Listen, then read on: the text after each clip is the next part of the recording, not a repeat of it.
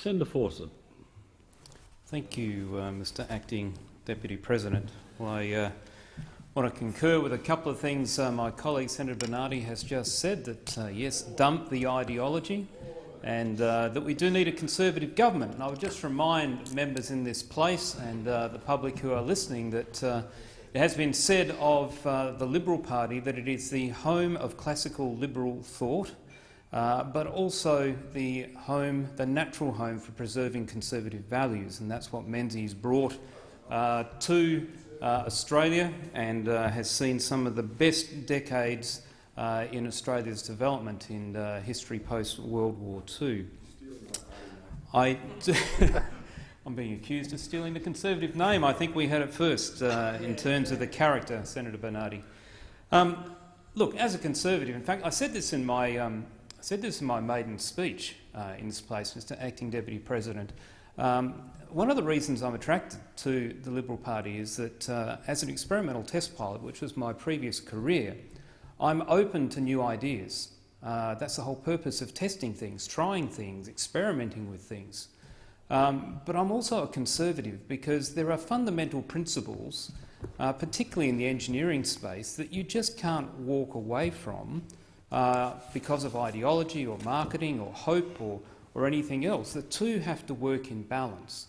And this energy debate, I think, is a classic example of where those two things have got out of balance. There's a whole bunch of dynamics at play here, and even the tabling of Dr Finkel's review, I think, brings out some of the worst in Australia's polity, in the media and in community debate. And what we see is people assuming that you're either for it or you're against it. And if you dare to talk about, question, look at alternatives, then people assume that you're either a climate denier or you are, whatever that label they want to put on you. But I'd have to say it's that attitude that has got Australia into the problem that we are currently in. Certainly, speaking as a South Australian, I see the problems in my home state, where what the Premier there called the great big experiment in renewable energy has gone horribly wrong. And so we do need to take the report that Dr Finkel has handed down in response to a direction from COAG, who have recognised finally that the system we have had for many years, the NEM, the National Energy Market, is over 20 years old.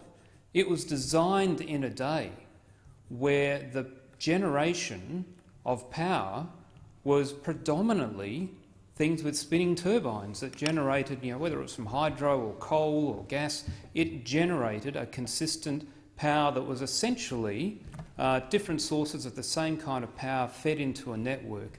The introduction of renewable energy, particularly where that has been accelerated by schemes like the RET, where it has been accelerated by government and often local or state government regulations to encourage the uptake or the placement of things like wind farms by providers of renewable energy. It has occurred without the required systems engineering to understand what all the inputs are and what the failure modes are of systems.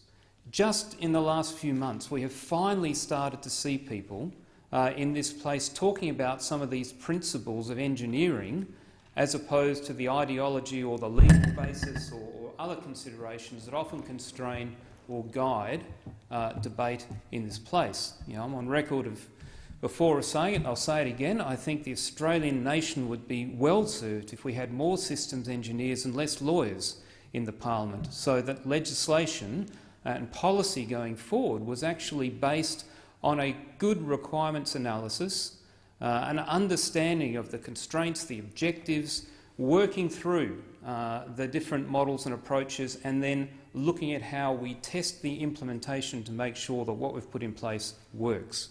So look, we're partway down that path. So what do we need to do in this area? As Senator Xenophon started off in this, we do have to address the current situation. There are a number of factors that have driven electricity prices sky high, We have stabilised that in part by getting rid of the carbon tax, but what we are seeing is things like gas, which back in 2014 in May, to take a particular month, only 9% of the time was the electricity price set by the peaking gas price, whereas in 2017 in May, 24% of the time it was set by the gas price, which means all of the other generators are actually dragged up to the price of the highest input at that particular time. And so we've seen this distortion of the market driving prices up. The other key thing that we need to do, other than getting prices back down to an affordable level, because as I said yesterday in another contribution to this debate, it's the low cost of energy that has traditionally allowed Australia to be competitive in manufacturing and a range of other industries. Because if we want to maintain good wages and a first world standard of living, then we can't compete with other nations unless some of our input costs are more competitive. And low energy prices are one of those key input costs for many business sectors. So pricing is one, reliability is another. We need to understand the true cost of integrating renewable energies, in fact all forms of energy. We need to understand the system requirements in terms of interfaces, failure modes, and what the true cost of those things like wind farms, for example, are. Now, I'm completely technology agnostic when it comes to generation, but I do believe you need to look at the system as a whole. And if you need to look at ways of addressing system stability and frequency issues of part of increasing the amount of power coming from something like wind, then that needs to be one of the costs which is weighed up against how much is this costing us to bring into the marketplace.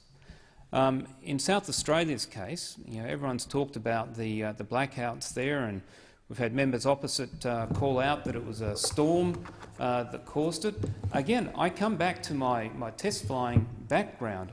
When we test an aircraft, we are looking at the response, the controllability of the platform in a range of environmental conditions. And so one of the things we look at is what we call the gust response. And some aircraft are just dreadful. It only takes a gust of wind almost for some very light aircraft to almost be not controllable. Others, heavier aircraft or with better design control systems, can respond to a whole range of turbulence and still be quite controllable. So what we're talking about here is the trigger event. The trigger event may well have been a storm, or the trigger event may well be the lack of wind.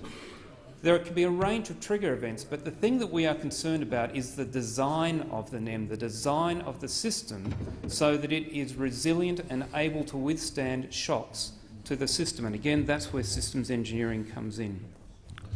And the third area that I think we need to get right in looking at the NEM is making sure that we have certainty so that people are prepared to actually invest into new generating capacity, into new distribution systems, into new storage systems, and that requires policy certainty. And so a lot of the people who have come out in response to the tabling of the Finkel report have said, this is fantastic, let's adopt it because we need certainty. And I agree with them that we need certainty.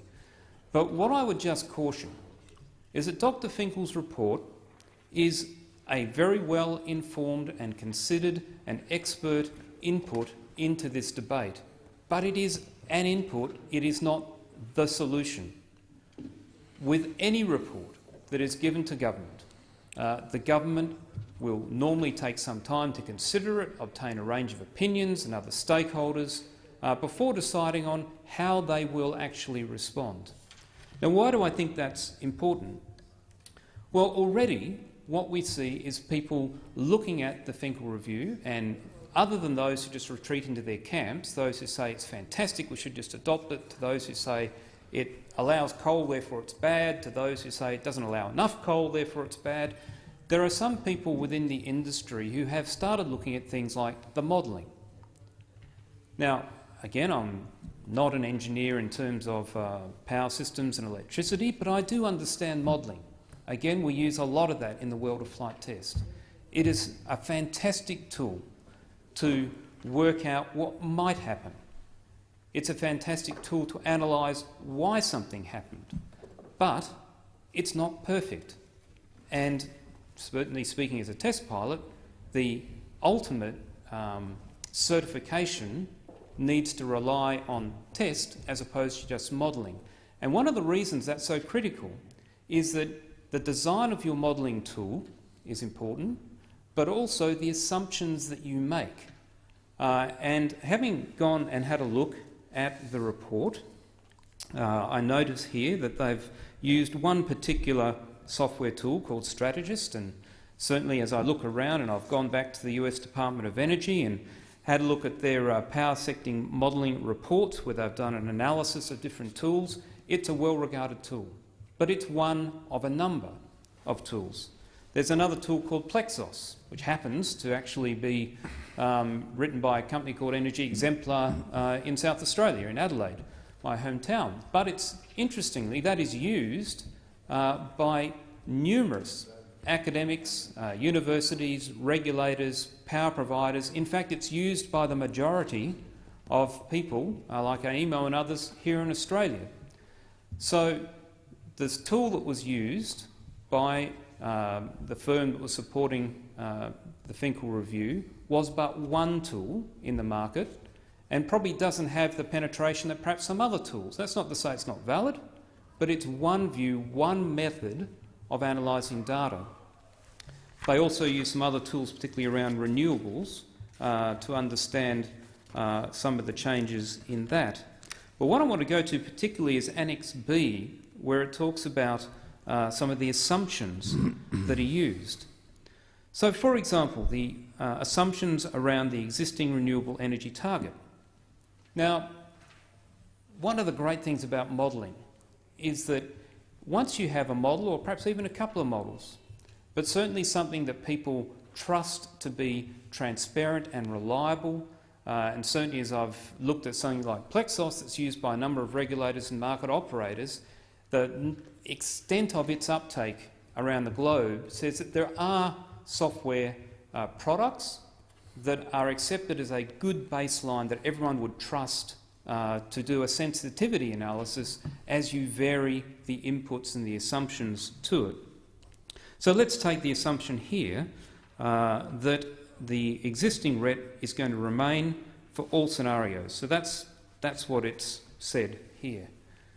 Now, if we varied that, now there are some people who hate the RET, there are some people who think the RET should be greater, but if we varied it, what would happen in terms of the decisions by people who perhaps favour clean coal technology to invest in new coal?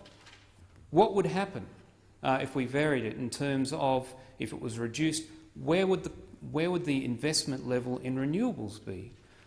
Just that one factor could actually have some quite remarkable differences in who would invest, and then what would be the impact in terms of pricing, reliability, and importantly, understanding things like emissions. There are other factors that we should be looking at. So, for example, availability of international offsets. The model in this report has assumed that there are no domestic or international offsets allowed. Well, that's fine, that's one assumption, but what if we did a sensitivity analysis on that?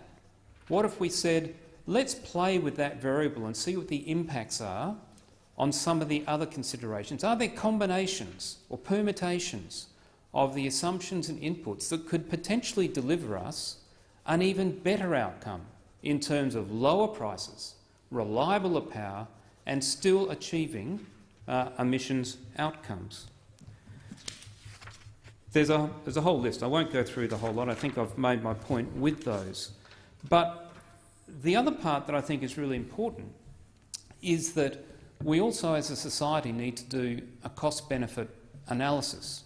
Now, one of the parts that I found interesting in the report by Dr Finkel, when he looked at Australia's emissions, and it's generally accepted it's around 1.3%, and what are the contributions of different sectors to that, well, the NEM contributes about 30%. So in terms of Australia's emissions to the world, what we're talking about here is 30% of 1.3%. Now, as my colleague mentioned earlier today, when he asked Dr. Finkel in estimates, if we managed to reduce that 1.3% completely, which would essentially mean shutting down Australia, what difference would that make to the world's climate? And Dr. Finkel said, not very much at all. So what we're saying is, even if we achieved perfection here by shutting down Australia, huge cost to everyone, it would not make very much difference at all. So I think it's a valid question to ask, without asking us to pull out of Paris or other things like that. And I think it's great to put on the record that Australia has consistently exceeded the targets that have been agreed to at the various international conferences, and we're well on track again to meet our current targets, and I think that's a great thing. But we shouldn't be afraid to have a transparent approach to taking the reports by people like Mr. Finkel, by taking other concepts, looking at doing that sensitivity analysis around the inputs, around the assumptions, and also weighing up that cost-benefit to say, look, if we could reduce power prices by 50% and we could increase reliability to close to 100%, and the difference in terms of the actual output we made, that 30% of 1.3% of not very much, was something that we could live with in terms of saying, yes, we think we can still meet our emissions targets, or if there had to be a derogation to that, an amount that we said, yep, we're happy to work with that with the international community. We shouldn't be afraid to actually have that discussion.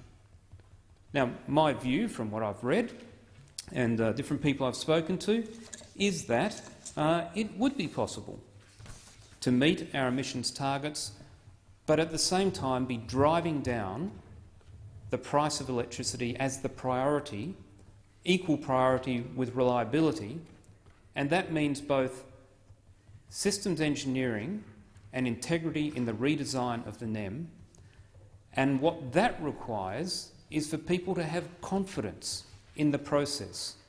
And that's why I think that we need to move away from the situation that's developed even in the last 2 or 3 days of people taking sides, assuming that the Finkel report is the be-all and end-all, we either accept it or we reject it. We should take a sensible systems engineering approach, which is saying this is a rigorous and very valuable input to the debate. Now let's set up. Let's get AEMO, let's get some of our key universities, let's get people who produce tools that are accepted and validated around the world, and let's do that sensitivity analysis and work out what is the best combination that will achieve lowest price, greatest reliability and our emissions target. I mean, the people who hate coal may not like to hear this, but it's just possible that if you varied those parameters, if you varied, for example, the RET, took it down, got rid of it, you might get to a point where you actually got enough investment in good solid baseload power that enable us to meet our emissions targets, but drove down prices to the extent that our economy was able to compete more effectively, creating more jobs and a better environment for people in the nation. All of these things will remain unknown unless we're prepared to engage in the discussion. We have the tools. As I say, I can, not that I'm vouching for the company, but they work out of Adelaide. They're used by our regulators overseas. We have the tools, we have the academics, we have the people in the market. Let's have the maturity as a nation to go beyond the binary positions that people adopt. Let's do that analysis to challenge some of these assumptions, look at the different options, and then be prepared to say, here is a transparent matrix of test results that shows that this combination is going to achieve these results, and we can then pick the combination of price, reliability and emissions that the Australian community says that is in our national interest. If there is one thing that comes out of the debates this week, is that we need to be prepared to move beyond the simplistic binary debate, engage in more depth and work together towards what is in the national interest. And certainly that requires engineering and not ideology. Thank you, Senator Fawcett.